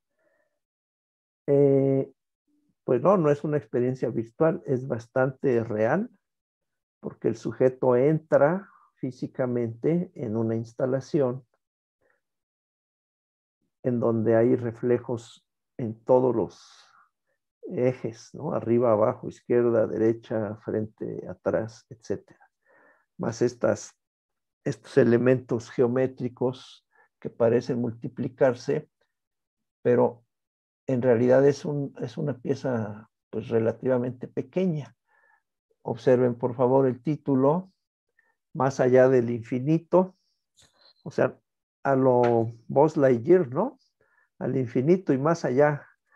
Bueno, por el poder del reflejo, de la relación, algo aquí muy fenomenológico es la relación entre el todo y las partes. Esto, bueno, viene desde Dilthey y desde los hermeneutas del siglo XIX y lo toma Husserl y lo sigue Dufresne y muchos otros. En nuestra percepción del mundo, nosotros estamos constantemente relacionando una totalidad con sus partes, ya sea que tengamos enfrente de nosotros un lápiz, un simple bolígrafo que ahora muestro. Aquí hay una relación entre todo y partes, ¿no? Nunca vemos al mismo tiempo todo el objeto. Tenemos que darle vuelta o nosotros dar vueltas alrededor del objeto. Esto lo describe muy bien Husserl como los perfiles, las tonalidades, o es difícil traducir el término, Abschattungen, que es como sombreados de las cosas. Todo lo estamos construyendo siempre. Entonces, esta pieza desconozco en absoluto si Salat sabe de fenomenología, pero creo que no es relevante. Lo relevante es lo buena que es la pieza, lo interesante que es y cómo, como decíamos hace un buen rato, enriquece a la reflexión fenomenológica, porque aquí se pone en práctica ese acercamiento que tenemos al mundo, constituyéndolo todo el tiempo. Hay juegos de espacio, juegos de tiempo. Y en esta que sigue, aquí, bueno, me llevaría mucho tiempo dar contexto, pero bueno, primero quiero que observen los pocos segundos que podemos por cuestión de derechos. ¿Ya fue todo? Bueno, es muy poquito. Ah, no, ahí va más.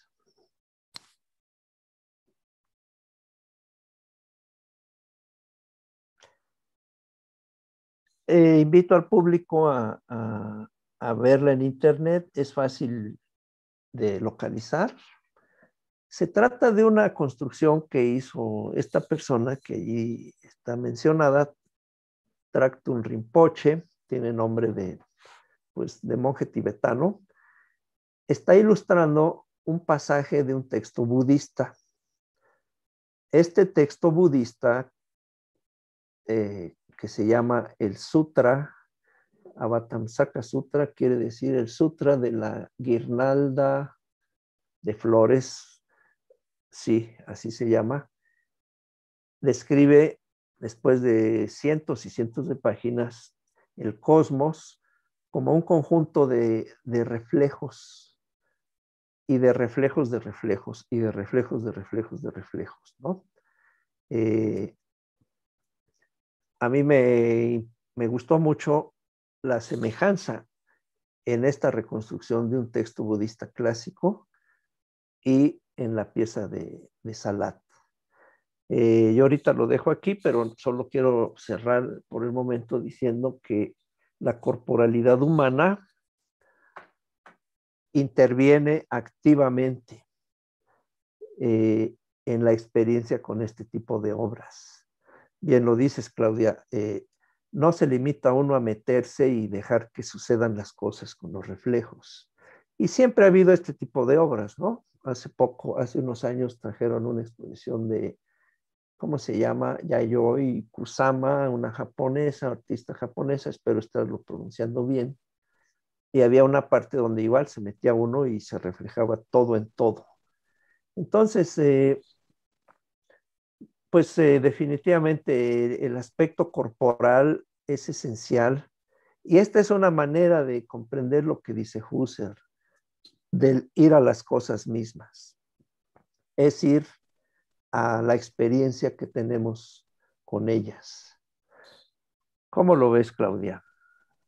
Oh, pues la verdad es que yo creo que con el cuerpo podríamos seguir y seguir, porque es la manera en cómo Husserl lo ha reflexionado, pero también luego Merleau-Ponty en la fenomenología de la percepción, cuando elabora este concepto de la síntesis corpórea, y que lo eleva todavía de manera más compleja en el último Merleau-Ponty, que es con el concepto, por ejemplo, de quiasmo, un concepto que me parece por mucho fundamental en el sentido fenomenológico, porque es lo tocante y lo tocado, ¿no? Y creo que aquí, de algún modo, estamos al mismo tiempo hilvanando esta conversación con la participación, no solamente de quien recibe, como ya habíamos dicho antes, sino también de quien elabora, porque sin duda en este tipo de obras hay como una precondición del cuerpo, ¿no? Es decir, sí hay una intencionalidad. Pero no sé, Fer, porque mira, son 6:30, estamos Ujú, ujú. sumamente metidos en la conversación y no sé si nuestros compañeros, colegas, queridos compañeros que están aquí en la sala de Zoom quieren formular preguntas, quieren comentar cosas. Por otro lado, que la gente que está también en las diferentes transmisiones de redes quiere compartir alguna inquietud, pues no sé también que podamos escucharles. ¿Qué te parece, Fer? Creo que es lo más prudente. Eh, si no alcanzamos a, yo si no alcanzo a soltar todo mi rollo, no importa, es bueno dar paso a las preguntas, ya vi una allí, y tal vez en las intervenciones de colegas y del público haya oportunidad de sacar algo de lo que tenemos todavía en el tintero. Sí, me parece Ujú. muy bien. Bueno, pues mira, aquí hay una pregunta de nuestro colega Rodrigo Rosales, que en el chat dice, la voy a leer, Sí, como método, y luego pone entre paréntesis, ejemplo, crítica del arte. La fenomenología alcanza a justificar lo bello o lo verdadero del arte. Otra pregunta dentro del mismo comentario, ¿cómo alcanzar el estatus de la teoría cuando en el arte digital convergen la ciencia y la tecnología? Entonces su vigencia se justificaría en la capacidad de sintetizar al espíritu como un universo, cuerpo y mente colectivos. bueno, pues son muy fuertes las preguntas. Yo tomo la primera, no sé, eh, si- que tenemos que responder a la segunda que hace Rodrigo. Pues yo diría que en sí la fenomenología no se ocupa de estas categorías de lo bello y lo verdadero. Categorías, por cierto, necesarias si uno eh, se interesa, si uno estudia la teoría del arte en su devenir y hasta la actualidad. Eh, Originalmente se le atribuye a Platón, ¿no? La relación que hace entre lo bello, lo bueno y lo verdadero. Eh, el conocimiento debe acceder a eso, al contacto con lo bello, guión bueno, guión verdadero, las esencias, las ideas, y al paso del tiempo se le pueden aplicar estas categorías al arte, pero es algo ya muy posterior. El arte en principio era una tecne para los griegos, no tenía que ser algo bello, no tenía que ser algo verdadero, era una práctica. No digo que no fuera respetada, porque Fidias y Praxíteles sí que lo eran, y los arquitectos, pero no tenía el estatus que tenía la poesía, por ejemplo, de ser mediadora de los dioses, entre los dioses y los humanos. El ser tecne no era peyorativo, pero hacía énfasis en la destreza, en la calidad técnica, en la factura, en la disciplina. Entonces, yo no tengo conocimiento de que la fenomenología como método del que estamos hablando se ocupe o justifique el arte como algo bello o verdadero. Pero sí pienso que lamentablemente, y aquí pues me voy a salir de la fenomenología, se perdió la categoría de lo bello en las artes, sobre todo cuando se academizaron y en la modernidad, porque lo bello era una cualidad ético-estética. de la persona o de la obra. Cuando se secularizó la sociedad occidental y se separó del resto de las sociedades del mundo, lo bello pasó a ser una serie de cualidades formales, físicas, compositivas. Y eso se perdió para el arte, esa dimensión ético, estética e incluso ontológica. Ahora, yo creo que un Husserl era muy sensible a esto, y cuando él propone construir una intersubjetividad, una comunidad universal, monádica le llama, yo creo que él era sensible a estas dimensiones del arte, de lo bello, pero no en su sentido físico, sino en su sentido ético y ontológico. Sería una beta muy interesante de investigación aplicar estos conceptos, el de intersubjetividad y el del mundo de lo viviente o de lo vivo, Lebenswelt, en Husserl, a una recuperación de lo bello en el arte. Pero habría que darle la vuelta, ¿no?, a lo que pasó justo en Occidente.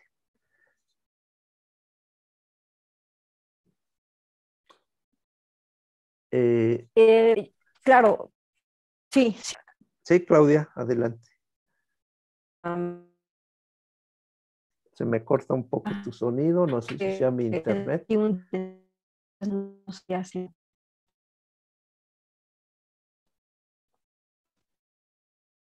No tengo idea, pero también quedé un poco y no sé si pero aquí no se ocupa de lo verdadero. Sin embargo, Se nos fue Claudia, ¿no? Hola, ¿me escuchan? Por favor, dígame Sí, te alguien. escuchamos, Fernando, te escuchamos. Ah, entonces No, parece ser fue que sí se fue el Claudia. internet de Vamos a ver si... Claudia.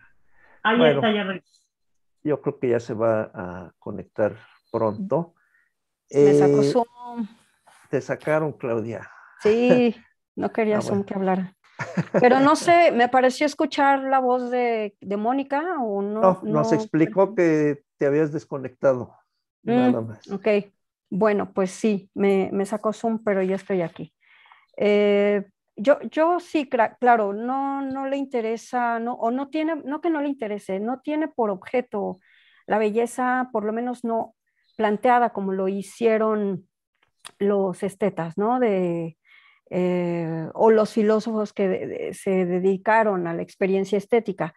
Sin embargo, me parece que en todo caso la experiencia estética y fenomenológica se aproximaría a algunas de estas reflexiones que señalas, Rodrigo, y en ese sentido apuntaría a una reflexión que hace Dufresne en este libro que es casi como una Biblia de la experiencia estética en la fenomenología y que refiere precisamente a cómo en realidad el objeto estético no es más que apariencia, ¿no?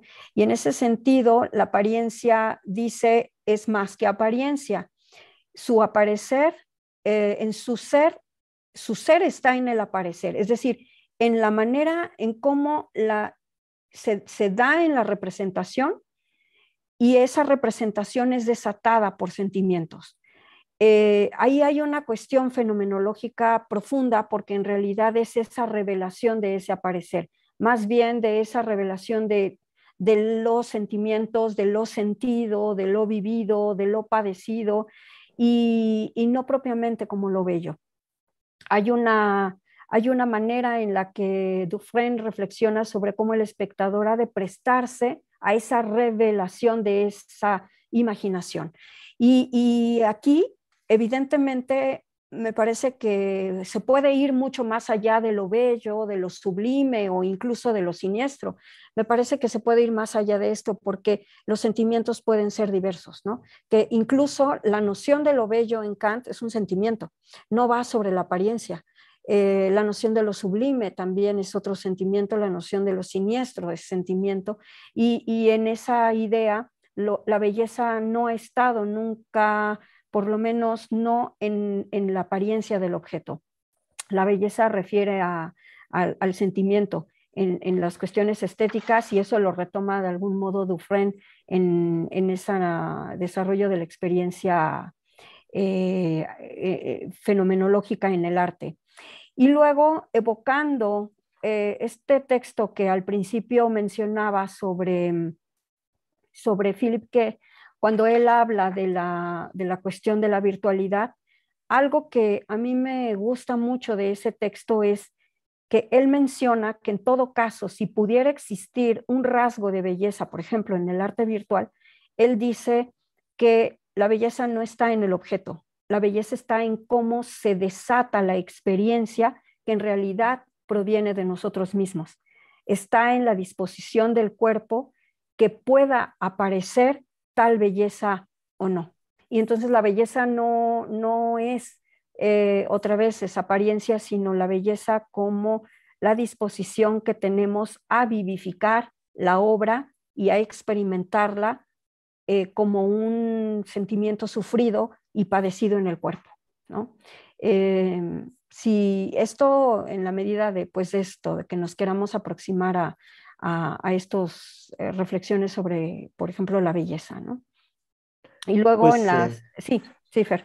antes de pasar a la segunda pregunta que nos hace Rodrigo, que se me hace más difícil, creo que lamentablemente se empobreció la belleza, la idea de belleza, y quedó reducida a rasgos formales, físicos, a cánones, a algo meramente estético en el sentido de meramente físico, meramente sensorial, al gusto, algo que se educa, ¿no? Incluso se educaba el buen gusto. Pero si se recupera el sentido ético y moral de la belleza, creo que eso a Husserl le habría gustado mucho. Yo sé muy poco sobre sus gustos artísticos, pero él apunta mucho a eso, a una reconciliación de la colectividad. No olvidemos que Husserl vivió la Primera Guerra, murió un hijo de él en la Primera Guerra, fue marginado por ser judío, y sus últimos años los vivió bastante amargado, y empezó a hablar de la crisis de Europa, de que Europa estaba enferma y demás. Y aún así propone una comunidad eh, basada en la razón, en el entendimiento, y la belleza, yo creo que en su sentido original, que es el mismo que tienen muchas culturas, lo bello es bueno, lo bello es útil, eso le habría gustado mucho a Husserl. Y sí, creo que es un buen tema para la reflexión fenomenológica, el aspecto ético. Pero bueno, luego nos hace Rodrigo otra pregunta, pues dice, ¿cómo alcanzar el estatus de teoría? No sé si se refiere a la teoría del arte o a la fenomenología o a la teoría de los nuevos medios, cuando convergen la ciencia y la tecnología en el arte digital. Bueno, eso es lo que lo hace difícil, ¿no? Pero yo creo que sí se está teorizando bien sobre todo eso. Ya nos dio Claudia unos ejemplos, pero lo tiene ya, toda una teoría en construcción, pero lo es, ¿no? Quizá falte el Husserl de los nuevos medios, ¿no? Uno sería Wilhelm Flusser para mí, que lamentablemente se murió por accidente en los años 80, pero hay muchas personas, muchos expertos. Sí, yo creo que está en proceso, ¿no? Yo creo que estas aproximaciones y aportes que creo que se está trabando otra vez, ¿no? Me dio esa Ahorita te impresión. escuchamos. Gracias. Yo creo que es la hora en la que se cuelgan de mi red porque siempre... Ya me pasó una vez que había siete, Uy, piratas. sí, piratas en mi red. 7 diablitos. Sí, dice 3, sí, exacto. Pero bueno, yo creo que está en proceso, ¿no? Creo que esos aportes mutuos de los que hablábamos al inicio refieren precisamente a esa elevación de más que de un estatus, de un estatuto, de una fenomenología hacia el arte digital. Yo creo que está en proceso y coincidiría con Fernando que va y va muy bien, ¿no? Pues yo tengo esos libros ahí a su disposición por si alguien quisiera consultarlos en algún momento. Y luego no sé si hay más ¿Alguna otra comentarios. pregunta? Yo no las... Ah, ahí, ya apareció. Pues está solo un gracias. Ah, de Rodrigo. Ah, de No sé Rodrigo. si hay alguna otra.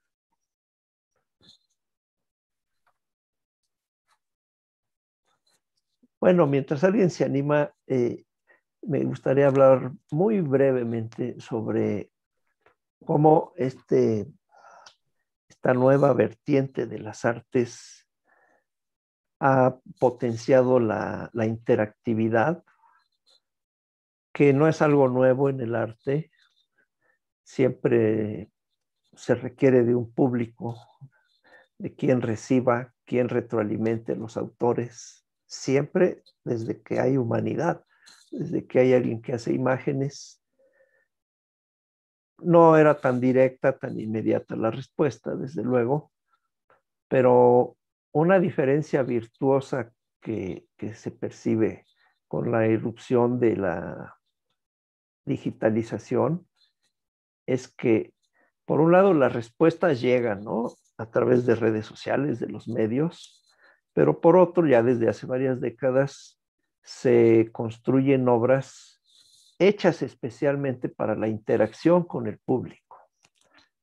Y yo pienso en una novela que conocí en los años 90, no recuerdo de cuándo es, me escribió un escritor estadounidense que se llama, yo creo que aún vive, Michael Joyce, se apellida igual que James Joyce, pero no es familiar. Esa novela se llama Afternoon y su soporte es digital. Yo compré un disco, me llegó el disco, lo metí a mi computadora, todavía eran discos de los cuadraditos de antes, los floppies, y, y leía la novela. Ahora está en CD y hace unas horas entré a internet y creo que hay acceso. Se paga y se adquiere la novela. La consideran un parteaguas en la literatura hipertextual y en la literatura interactiva, porque el público va buscando, va definiendo sus caminos de lectura y al final parece un gran laberinto, pero si uno es paciente y le gusta jugar, logra entender una historia. Hay una historia coherente con su planteamiento, desarrollo, pero también tiene muchos desarrollos, muchos desenlaces. Y esto en el caso de la obra literaria, pero todos sabemos que en la literatura impresa en papel hay muchos ejemplos, ¿no?, de escritores que invitan al público a completar, a leer en el orden que le dé la gana, etc. Con mayor razón en la plástica, yo creo, desde los videojuegos, ¿no?, que algunos ya lo consideran el 10º arte o el 11º arte, no sé en qué orden va, en qué lugar va. Se fomenta y se posibilita la interacción, pero al mismo tiempo eso implica una inmersión, lo cual nos llevaría un rato más a hablar, pero sí es importante tomar en cuenta que no solo hay interacción, también hay inmersión, que es la actitud más que contraria, complementaria. Uh-huh. Y ha habido inmersión siempre, ¿no?, desde las catedrales góticas, desde las cavernas, la pieza budista que vimos hace rato. Los estereoscopios. Exactamente, ¿no?, nos metemos, nos traga la pieza y somos receptivos o pasivos. No es malo ser pasivo, eh, porque nos dejamos llevar, nos absorbemos. Tampoco es posible ser siempre activos, sería demasiado cansado. Entonces siempre hay un juego entre interacción e inmersión. Y eso se potencia mucho con el arte digital en sus muy diversas formas. Pero es que en ese sentido, quizá para ir cerrando, porque Sí, nos dan casi las son, 7, sí. A lo mejor sería también importante mencionar que la obra misma dispone un encuentro con el otro, ¿no? Y ante tal disposición, pues va generándose una elaboración de la experiencia, bueno, por supuesto estética, pero también fenomenológica. Y en ese sentido, a mí me parece que en el caso de la interacción, la interfaz es es como esta clave de esta experiencia anticipada, porque de algún modo abre la ventana a un mundo que permite construir una espacialidad donde la mano del que toca al mismo tiempo es esta idea de lo tocante y lo tocado, porque hay una elaboración al final compleja, pues de una percepción del cuerpo, pero a partir de un espacio que se va a corporeizar, ¿no? O sea, creo que en realidad ahí esta idea de la interacción es muy interesante, porque por un lado también en esta obra que citas de Joyce, al mismo tiempo hay una participación en una obra que está abierta, ¿no? Y que tal apertura invita, por supuesto, a este cuerpo de este interactor, para que participe de otro modo, de manera activa. Habrá otras obras que lo inviten de manera pasiva, pero finalmente está la experiencia dada como interacción e inmersión en diferentes formas. Creo que finalmente ejemplos podemos encontrar muchísimos, ¿no? En el arte, eh, se me olvidó el nombre de este teórico de la virtualidad, Oliver Grau, ¿no? Este teórico alemán, empieza a narrar precisamente los efectos de la inmersión. Él lo sitúa y se sitúa en las cavernas, ¿no? De Altamira. Y claro, ahí pues hay una inmersión, hay toda una experiencia anticipada también, pero en ese sentido a mí me parece que la experiencia está solamente, solo que está dada de manera diferente, porque también aquí tiene que ver mucho esta cuestión poética, la cuestión poética en el sentido de un mensaje abierto o un mensaje que ha sido de algún modo cerrado, pero que finalmente invita a la disposición de la elaboración corpórea, pasiva o activa, pero finalmente está. Así es. Ahí nos pregunta de nuevo Rodrigo, ¿el arte digital, el arte, y en particular el digital, ocupa el lugar de la política o bien el arte asume el poder? Con Flusser, ¿no? Pero es una cita de Flusser. Sí, ahí pone Flusser, Sí, página 119. del de Hacia el universo de las imágenes técnicas, o cuál será. Pues es correcto. Sí. Bueno, a veces sí, pero no solo eso, ¿no? Es mucho más que, que cumplir o ocupar esa función política y asumir el poder. Creo que hay muchas otras dimensiones de la experiencia con las artes que pueden calar más hondo hacia la experiencia mística, hacia la creación de comunidad, pero no en un sentido político, ¿verdad? Eh, a lo mejor convendría que tuviéramos menos políticos y más artistas. Bueno, en eso quizá estaremos de acuerdo todos. Eh, a veces es usado por la política, el arte. Hay artistas que gustosamente lo aceptan, ¿eh? Desde un Neruda que era stalinista y elogiaba a Stalin y justificaba lo que hacía. Ezra Pound era fascista, convencido, y hay de todo, ¿no? Pero hay artistas, poetas, novelistas que no se orientan a esos usos, a los juegos del poder político. No sé, es una cuestión muy vasta, muy compleja, pero desde luego que vigente. Pues, ¿qué te parece, Fernando, Son si 2 horas. concluimos? Sí, sí, sí. Claro.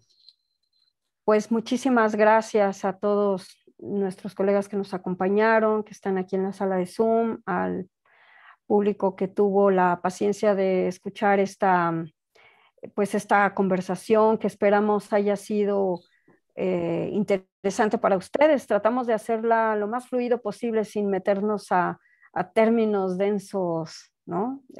Fenomenológicos, mucho menos en alemán, porque luego es más complicado.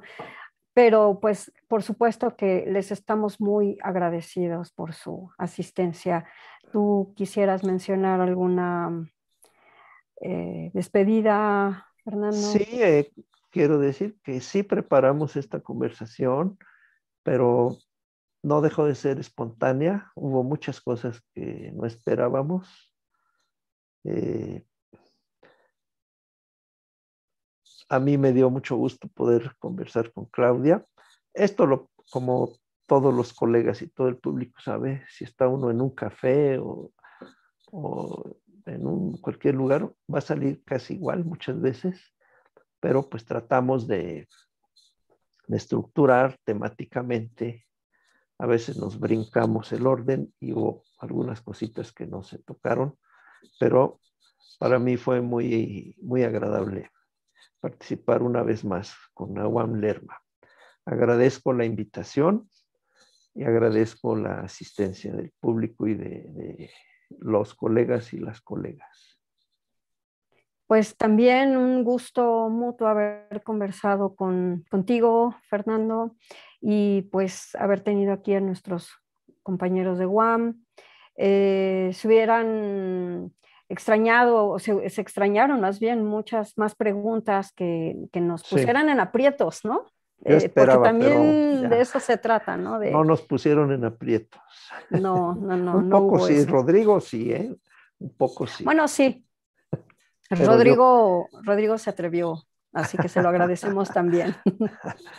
bueno, Bueno, pues nos despedimos entonces de esta transmisión. Les agradecemos mucho su presencia y al mismo tiempo les invitamos a la siguiente sesión con el doctor Hugo Solís, que será al 1 de diciembre.